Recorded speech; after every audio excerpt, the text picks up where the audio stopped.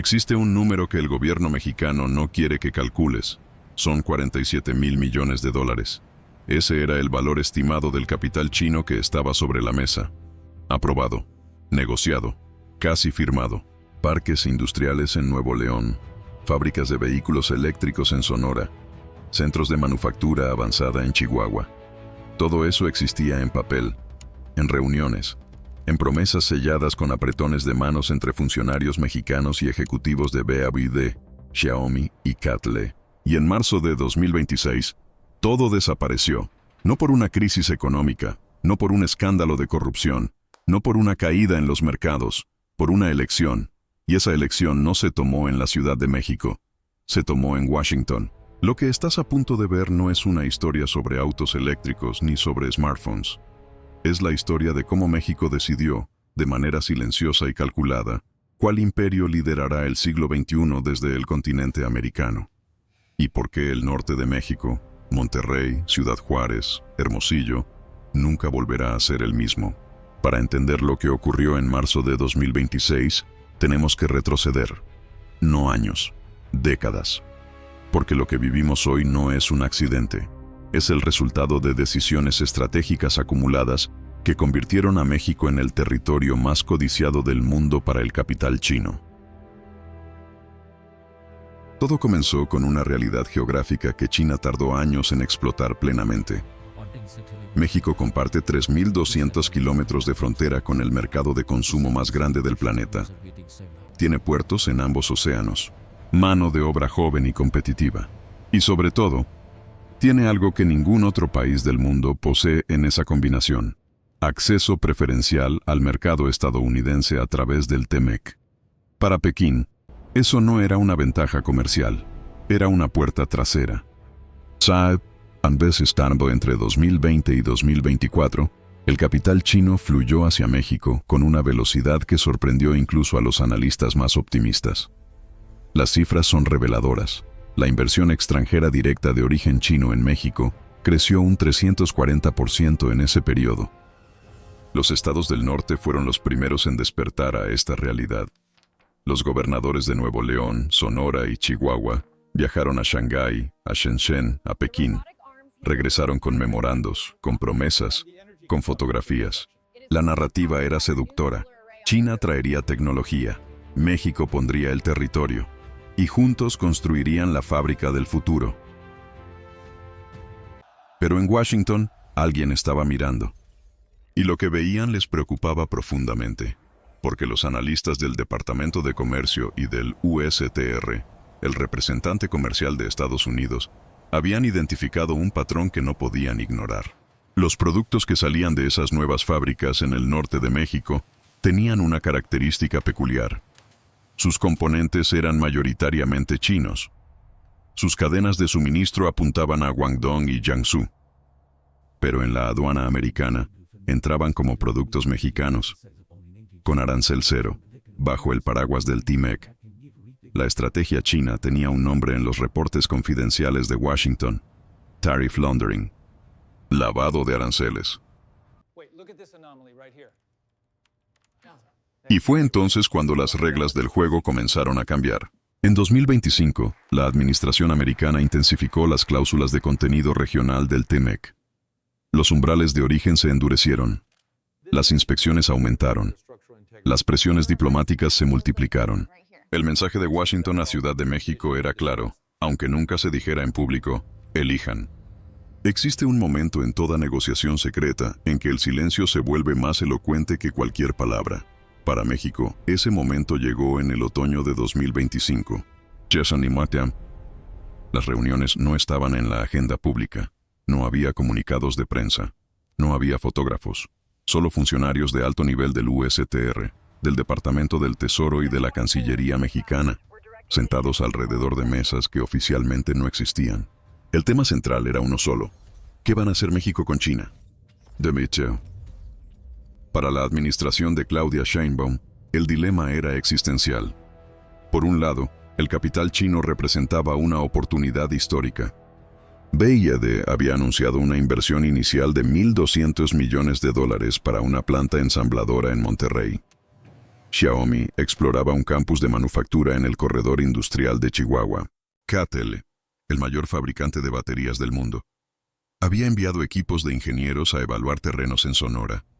Eran empleos, era tecnología, era desarrollo para comunidades que llevaban décadas esperando una transformación real.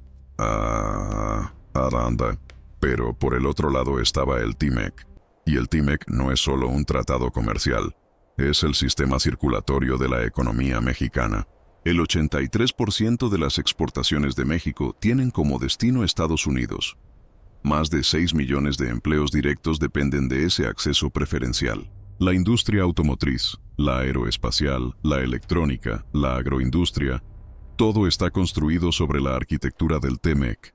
Arriesgar ese acuerdo no era una opción política, era un suicidio económico.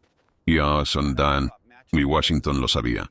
Lo que los negociadores americanos plantearon no fue una amenaza abierta, fue algo más sofisticado, más sutil y por eso mismo, más devastador.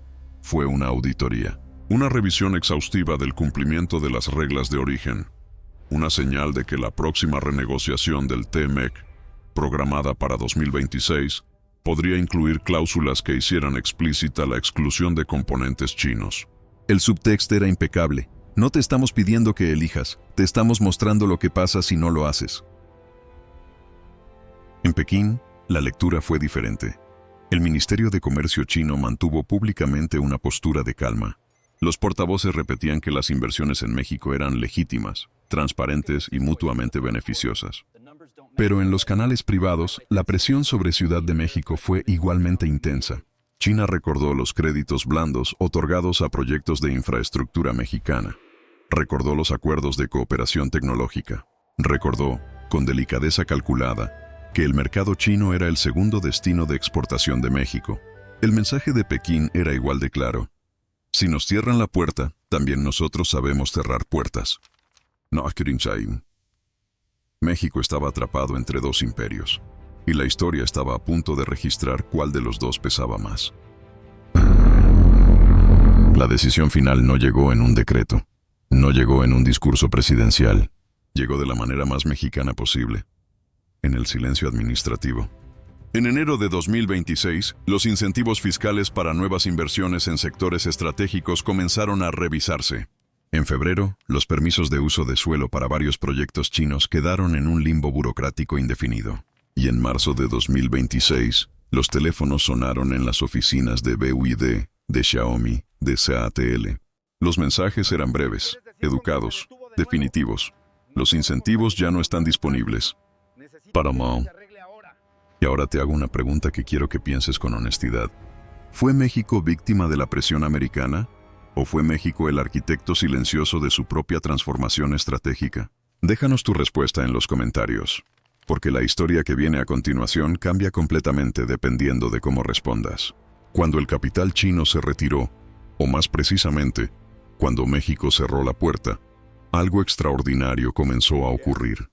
El vacío no duró ni 30 días. Una marachada y la mando porque resulta que Washington no solo presionó a México para que alejara a China. Washington llegó con un sustituto, y ese sustituto tenía nombre, apellido y chequera abierta. El Chips and Science Act americano ya había creado un ecosistema de incentivos para reubicar cadenas de producción tecnológica fuera de Asia. Empresas como Intel, Texas Instruments y Qualcomm buscaban dónde establecer capacidad de manufactura en América del Norte. La respuesta era obvia: México. Mano de obra calificada, costos competitivos, proximidad geográfica y ahora, garantías de que no habría competencia china en el mismo territorio. Monterrey fue la primera en responder. La capital industrial de Nuevo León ya era conocida como el Silicon Valley del Norte, pero lo que ocurrió en los primeros meses de 2026 fue de otra escala. 3 parques tecnológicos de manufactura avanzada anunciaron expansiones simultáneas. Kion Group de Alemania confirmó una inversión de $800 millones para manufactura de sistemas de automatización. Samsung SDI, el gigante coreano de baterías, aceleró sus planes de instalación en el área metropolitana. El mensaje del ecosistema empresarial global era inequívoco. Monterrey es el lugar seguro para producir en América. Barrio en Ciudad Juárez, la transformación fue igualmente profunda, aunque con una textura diferente. Juárez siempre fue la ciudad maquiladora por excelencia. Décadas de manufactura de bajo valor agregado, décadas de vulnerabilidad social y económica. Pero en 2026 algo cambió en la composición de las inversiones. Foxconn, que históricamente producía para Apple en China, confirmó la expansión de su planta en Juárez para producir componentes de Mac y iPhone directamente para el mercado americano.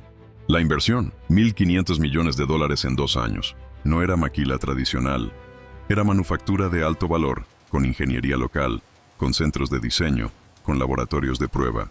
Ciudad Juárez estaba dejando de ser la ciudad de las maquilas. Estaba convirtiéndose en la ciudad del hardware americano. Y luego estaba Hermosillo. Sonora siempre tuvo una relación especial con la industria automotriz. La planta de Ford lleva décadas siendo uno de los pilares económicos del estado. Pero lo que llegó en 2026 superó todo lo anterior. Con el capital chino formalmente excluido de los incentivos, el espacio para inversión en manufactura de vehículos eléctricos quedó abierto, y Tesla lo ocupó con una velocidad que sorprendió al propio gobierno estatal. La expansión del ecosistema de proveedores de Tesla en Sonora, conectado directamente con la Gigafactory de Monterrey, creó un corredor de manufactura eléctrica que ningún analista había proyectado con esa velocidad. Pero hay una dimensión de esta historia que los titulares no cuentan, y es la dimensión humana. Don't worry, porque mientras los directivos firmaban acuerdos en salas de juntas climatizadas, en las comunidades del norte la realidad era más compleja. Los trabajadores que habían sido contratados para proyectos chinos, algunos de ellos ya en proceso de capacitación, quedaron en un limbo. Las pequeñas empresas de la cadena de suministro que habían comenzado a alinearse con los requerimientos de BID tuvieron que pivotar rápidamente o cerrar. Los gobiernos estatales que habían prometido desarrollo acelerado a sus comunidades debieron reescribir sus narrativas políticas casi de la noche a la mañana. La estrategia geopolítica es limpia en los libros de texto. En la vida real, siempre hay personas que absorben el costo de la historia.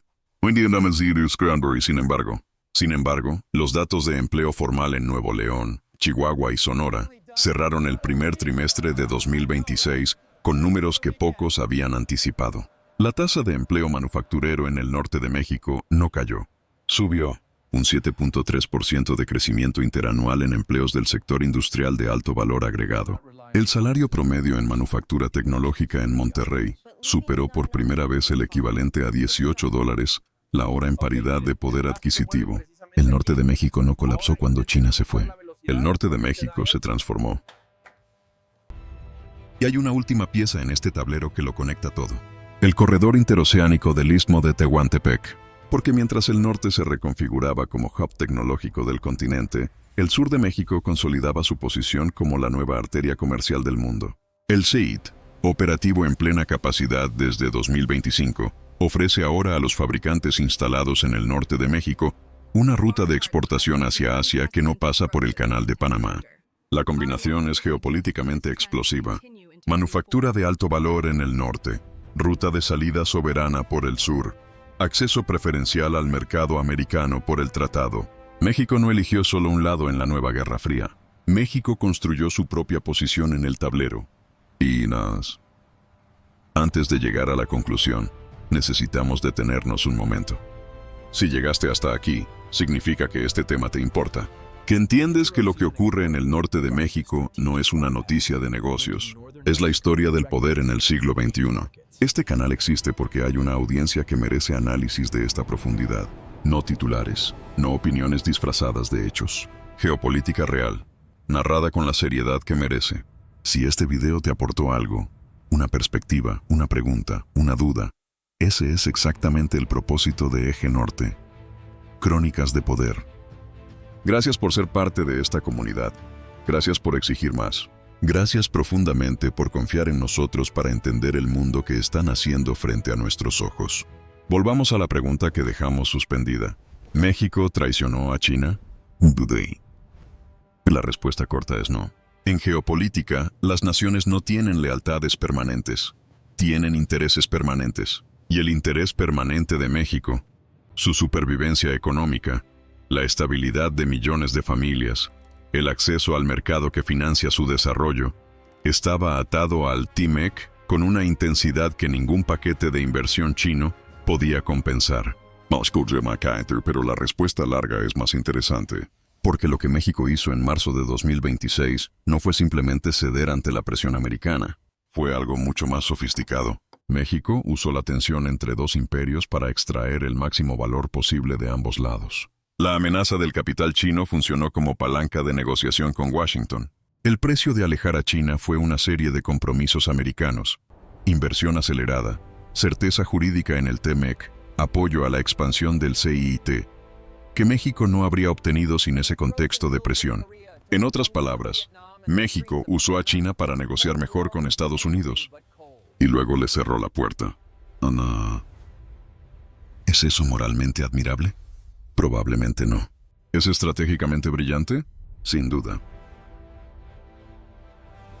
La historia está llena de naciones que, atrapadas entre potencias en conflicto, eligieron un bando y pagaron el precio de esa elección durante generaciones. Polonia, Corea, Vietnam, Cuba. México conoce esa historia y decidió no repetirla. En lugar de ser un campo de batalla entre imperios, México eligió ser el territorio donde los imperios compiten por invertir. Esa es una posición de poder, una posición que requiere equilibrio permanente, visión estratégica de largo plazo y la disposición a tomar decisiones impopulares en el corto plazo. El norte de México que está emergiendo en 2026 no es el norte que nadie planeó. No es el norte de los sueños del capital chino. No es exactamente el norte que Washington diseñó en sus hojas de cálculo.